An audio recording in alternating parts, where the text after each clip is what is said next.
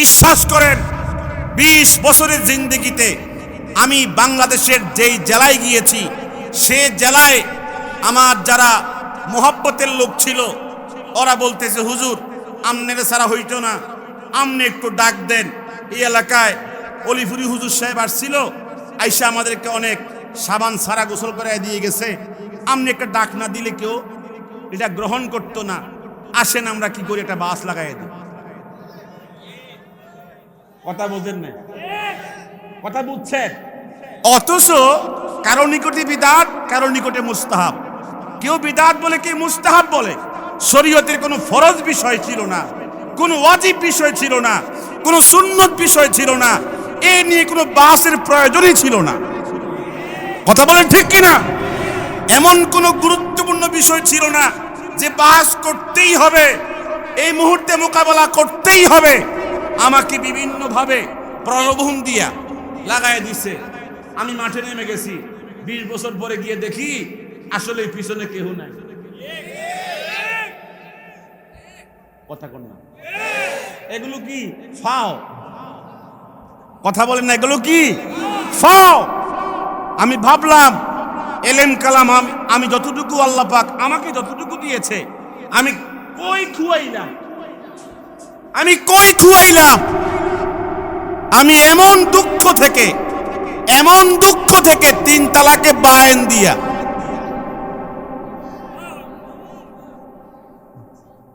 আমার জীবনে 19টা বাহাসে শুধুমাত্র মুস্তাহাব আর বিদাত। কেউ বলে বিদাত, কেউ বলে মুস্তাহাব। এমন না যে এটা ফরজ আর বিদাত, এমন না। কথা বুঝেন নাই? এই নিয়ে লড়াই করতে করতে আমার যদি মৃত্যু পর্যন্ত লড়াই করি, একটা বাস্তবায়ন হবে না। কি হবে নাকি? যে যেটা নিয়ে আছে ওটা নিয়েই থাকবে। ফাও আমার জিন্দেগি শেষ, আমার জিন্দেগি কি শেষ।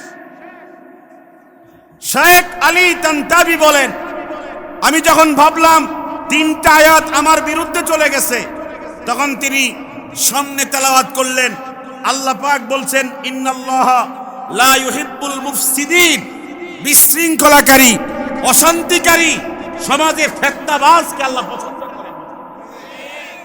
আমার তখন ভয় লাগছিল, শেখ আলী তান্তাবি জিন্দেগির সাথে তো আমার জিন্দেগি মিলে। কথা বোঝেন না? আমার জিন্দেগি তো মিলে। আমি কি করতেছি? শেখ আলী তান্তাবি বলেন, আমি লম্বা সময় নিয়ে কথা বলার সুযোগ পাচ্ছি না। তিনি কোরআন কারীমের 40টা আয়াত ওই দিন নজরে পড়েছে, 40টা আয়াতই তার বিরুদ্ধে। সাধারণ যারা আছেন বুঝতেছেন কথাগুলো?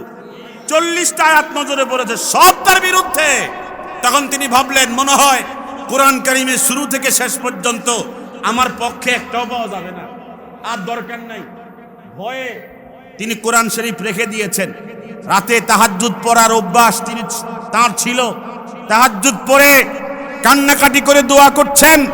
দোয়ার মধ্যে চোখের তন্দ্রা আসছে, আর তন্দ্রার ভিতরেই একজন হক্কানি রব্বানি, যার সাথে আল্লাহ পাকের তাআল্লুক থাকে, তিনি মাঝে মাঝে ইলহাম প্রাপ্ত হন। কি প্রাপ্ত হন? ইলহাম প্রাপ্ত হন। তিনি তখন আল্লাহর পক্ষ থেকে একটা ইলহাম প্রাপ্ত হয়েছেন। এই কথার মাধ্যমে তুমি কোরআনুল কারীমের সূরাতুল বাকারার 222 নম্বর আয়াত খোলো, ওটা তোমার পক্ষে আছে। সবাই বলতে হবে সূরা বাকারার কত নম্বর? 222 নম্বর তোমার পক্ষে। তাম পৃথিবীর আমার ইমানদার বান্দাদের পক্ষে নাজিল করেছি। এই আয়াত দিয়ে সবাই বেঁচে যাব, আমরা সবাই কি বেঁচে যাব। তখন তিনি কোরআন কারীম খুলে দেখেন, আল্লাহ পাক বলেছেন, ইন্নাল্লাহা ইউহিব্বুত তাওয়াবিনা ওয়া ইউহিব্বুল মুতাতাহহিরিন। আল্লাহ পাক ভালোবাসেন যে ফিরে আসে, যে ইউটার্ন দেয়। কথা কন না? যে ইউটার্ন দেয়, ফিরে আসে, আল্লাহ পাক তাকে ভালোবাসেন। পিছনে কে কি বলেছে, কোন ভক্ত কি গালিগালাজ করেছে, আমার স্ত্রী, আমার পিতামাতা, আমার পরিবার, আমার ভক্ত জগৎ কে কি বলেছে, তার দিকে ভ্রুক্ষেপ না করে হকের পথে অটুট অবিচল থাকে, আল্লাহর দিকে তওবা করে ফিরে আসে, আল্লাহ তাকে পছন্দ করেন, ভালোবাসেন। ঠিক কিনা বলেন? হাজার পাপে পাপী হোক, দুনিয়ার সমস্ত গুনাহে সে অভ্যস্ত হলেও যদি সে তওবা করে, আল্লাহ সমস্ত গুনাহ মাফ করে দেন। ঠিক কিনা? আমার এই প্রেক্ষাপটটা সংক্ষেপে বললাম, কিভাবে আপনাদের মাঠে আসতে পেরেছি কিছুটা বুঝতেছেন তো আপনারা? আমি কেন এসেছি? আশ্চর্য হবেন। সম্বল অর্জন করো, তোমরা পাথেয় অর্জন করো, তোমরা মার্কেটিং করো, সদাই করো, বাজার করো, উপার্জন করো। এরপরে আল্লাহ পাক বলেছেন ফাইন্না খায়রাজ যাদিত তাকওয়া, ইমানদারের জন্য পৃথিবীতে সবচেয়ে শ্রেষ্ঠ, সবচেয়ে উন্নত, সবচেয়ে উত্তম, সবচেয়ে সর্বশ্রেষ্ঠ সদাই হচ্ছে তাকওয়া। ইমানদারের সবচেয়ে শ্রেষ্ঠ সদাই, শ্রেষ্ঠ মার্কেটিং, শ্রেষ্ঠ পাথেয়, শ্রেষ্ঠ উপার্জন হচ্ছে তাকওয়া। আমরা পৃথিবীতে মনে করি এই দুনিয়ার জাগতিক শিক্ষায় সর্বোচ্চ শিক্ষিত হওয়া এটা শ্রেষ্ঠ। আমরা কেউ কেউ মনে করি পৃথিবীতে সবচেয়ে বেশি প্রভাবশালী হওয়া, ক্ষমতাশালী হওয়া এটাই সবচেয়ে শ্রেষ্ঠ। কেউ মনে করি পৃথিবীর সবচেয়ে বেশি প্রাচুর্যের মালিক হওয়া, ধনভাণ্ডারের মালিক হওয়া এটাই শ্রেষ্ঠ। কিন্তু আল্লাহ তাআলা বলেন ফাইন্না খায়রাজ যাদিত তাকওয়া, ইমানদারের সবচেয়ে শ্রেষ্ঠ অর্জন হচ্ছে তাকওয়া। কি বলেন, ঠিক কিনা? এই কথা কার কথা? আল্লাহর কথা। ফাইন্না খায়রাজ যাদিত তাকওয়া। এরপরে তৃতীয় স্টেপে আল্লাহ সুবহানাহু ওয়া তাআলা বলেন ওয়াত্তাকুনি, তোমরা আমাকেই ভয় করো। ইয়া উলিল আলবাব, হে জ্ঞানওয়ালা, বুদ্ধি বিবেচনাওয়ালা, যাদের মাথায় কিছু জ্ঞান বুদ্ধি আছে তারা তোমরা আমাকে ভয় করো।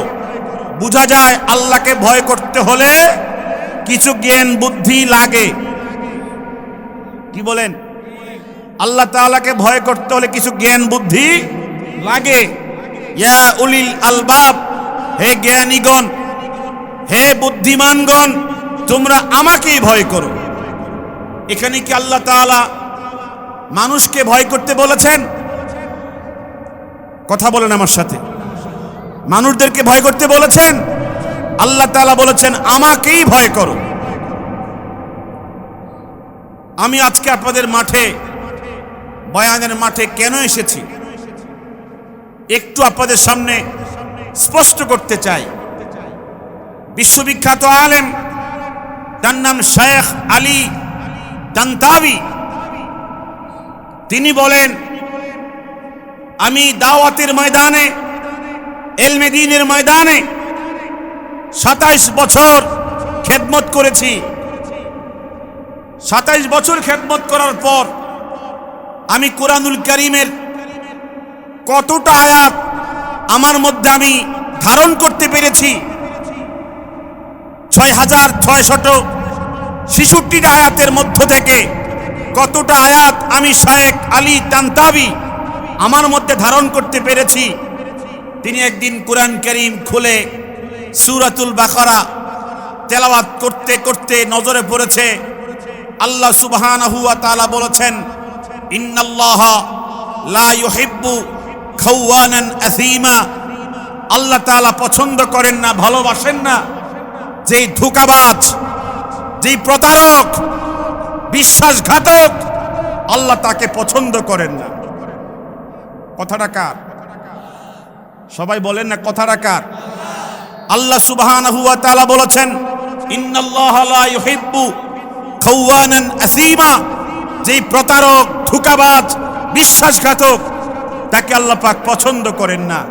যেই পাপিষ্ঠ, যেই গুনাহগার, যে অবাধ্য, আল্লাহ পাক তাকে পছন্দ করেন। শেখ আলী তানতাবি বলেন আমিও তো বহু জায়গায় প্রতারণা করে থাকি, আমিও তো বহু জায়গায় বিশ্বাসঘাতকতা করি, আমিও তো বহু জায়গায় কি করি, আমি ধোঁকাবাজি করি। কথা বলেন না। তখন তিনি ভাবলেন এই আয়াত অনুযায়ী আমাকে মিলাচ্ছি। শায়েখ আলী বলেন এই আয়াত বলে আল্লাহ তাআলা আমাকে পছন্দ করেন না। 27 বছর আমি ইলমে দ্বীনের ময়দানে খেদমত করলাম, দাওয়াতের খেদমত করলাম, হাজার হাজার ছাত্র বানালাম, মুহাদ্দিস বানালাম, কিন্তু আমি তো আল্লাহর পছন্দনীয় হতে পারলাম না। আমি তো আল্লাহর পছন্দনীয় হতে পারলাম না। কথা বুঝতেছেন আমার? তখন এই সূরা থেকে যখন তিনি সামনে তেলাওয়াত করে সূরাতুন নিসা পর্যন্ত গিয়েছেন, সূরাতুন নিসাতে আল্লাহ পাক বলেছেন ইন্নাল্লাহা লা ইউহিব্বু কুল্লা মুখতালিন ফখুর। যার সিনাতে, যার অন্তরের মধ্যে সরিষা পরিমাণ অহংকার থাকে, আল্লাহ তাআলা ওই ব্যক্তিকে পছন্দ করেন না। আয়াত কারিমায় আছে না নাই? বলেন না, আছে না নাই? শায়েখ আলী তান্তাবি বলেন আমি যে পরিমাণ শিখেছি হাক ডাক তো জীবনে কম দিছি না। কথা বলেন না।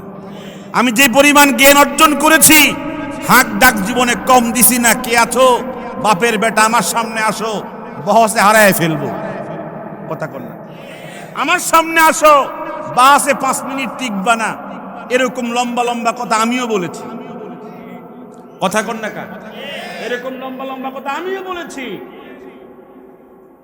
শায়েখ আলী তান্তাবি বলেন আমার ভিতরে অহংকার, আমার ভিতরে সরিষা দানা পরিমাণ অহংকার না, বরং পাহাড় পরিমাণ অহংকার। সুতরাং এই আয়াত বলে আমি আল্লাহর পছন্দনীয় হতে পারি নাই। তখন তিনি ভাবলেন মাত্র 2টা আয়াত তেলাওয়াত করলাম, দুটোটাই আমার বিপক্ষে। পক্ষে না বিপক্ষে? তখন সামনে তেলাওয়াত করলেন, সামনে তার নজরে পড়েছে ইন্নাল্লাহা লা ইউহিব্বুজ জালিমিন। আল্লাহ তাআলা ভালোবাসেন না জালেমদেরকে, অত্যাচারী জালেম যারা, আল্লাহ পাক তাদেরকে পছন্দ করেন না, ভালোবাসেন না। এই আয়াত তেলাওয়াত করে তিনি ভাবছেন আমি আমার ফ্যামিলি, আমার স্ত্রী, আমার সমাজ, আমার ছাত্র, আমার কলিগ, আমার বন্ধু বান্ধব, আমার সহজাতির সাথে কত জুলুম করেছি। সুতরাং আমি নিজেই তো একজন জালেম, আমি তো এখনো আল্লাহর পছন্দনীয় হতে পারি নাই।